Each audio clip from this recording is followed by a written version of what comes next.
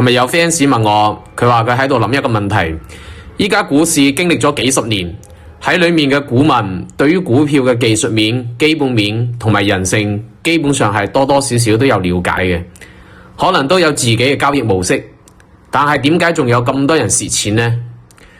佢喺度諗，想炒股嘅人係冇幾多個係蠢嘅，有可能比平常人更加聰明。佢睇一隻股票，對佢以前嘅走勢，仲能夠運用所學嘅知識同埋認知嚟到分析。但係呢個係基於已經走出嚟咗，同埋了解佢後面嘅走勢嘅情況下分析出嚟嘅。對於目前嘅股票，呢位 fans 就感覺只能夠依靠盤面嚟到做決定。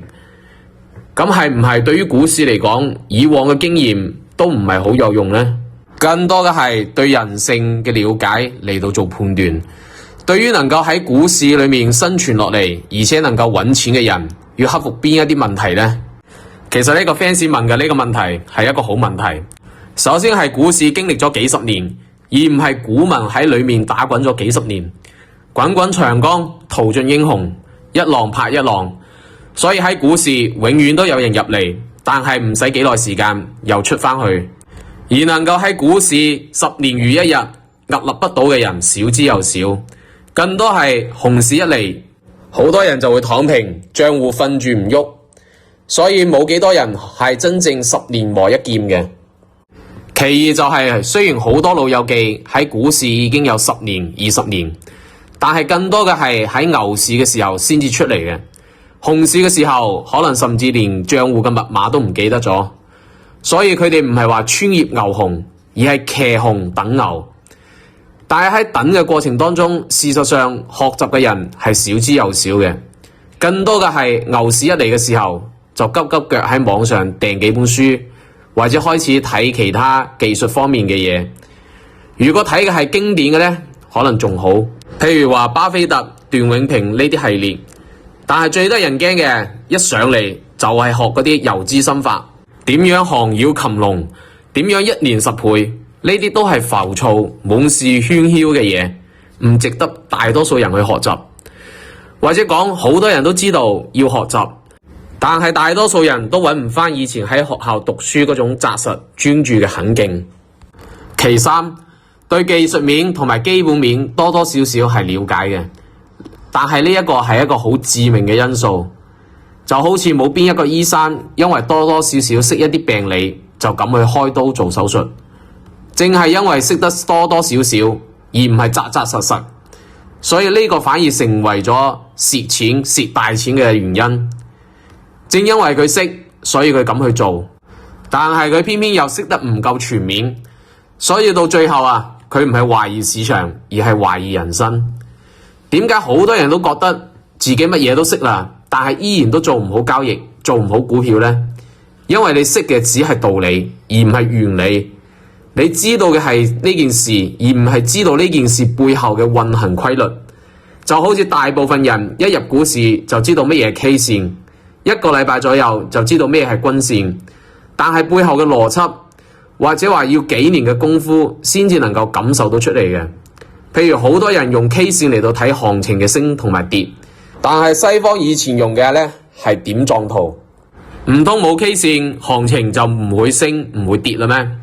同理，有人用均線嚟到作為支撐壓力，但係如果我哋將均線撇除咗佢，唔通呢個位置就唔存在支撐同埋壓力啦咩？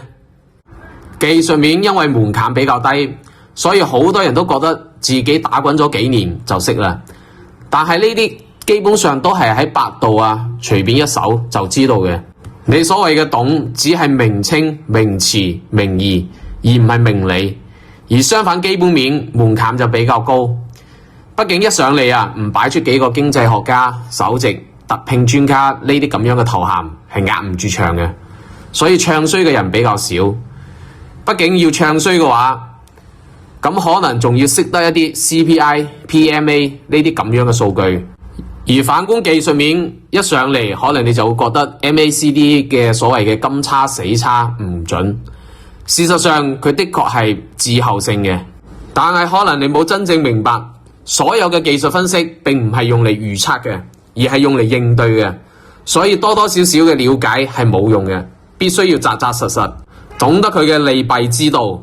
再次就係市場都係聰明人，但係正因為太聰明啦，所以往往聰明反被聰明誤。如果你同佢講你只要睇裸 K 就得啦，佢又會覺得呢個過於簡單，然後佢哋就會去追求一啲神之又神嘅嘢。可能會有老友記問，點解我識佢哋呢啲心理呢？因為我都係咁樣經歷過嚟嘅，我都曾經陷入咗嗰啲神秘嘅技術法則當中，到咗後面我先至走出嚟嘅。後面先知道大道至簡，簡單嘅嘢先至係最穩定嘅，穩定嘅嘢先至能夠令你穩定揾錢。但係關鍵係你要掌握佢，先至會覺得簡單。最後要講嘅就係人性，簡單嚟講就係一句話：太陽底下無新事，一直都係貪親痴愛別離。喺股市嚟講，歷史會重演，但係絕對唔會簡單咁樣重複。以往嘅經驗有冇用呢？我哋唔可以因為食到第10個餃子食飽咗，就話前面7個餃子都係冇用嘅。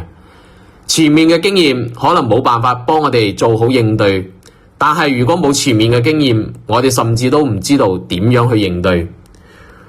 好耐冇喺一個視頻裏面同各位老友記傾咁多嘢啦，祝各位幸運睇到我視頻嘅老友記股市長紅，2026年大家都係越嚟越好。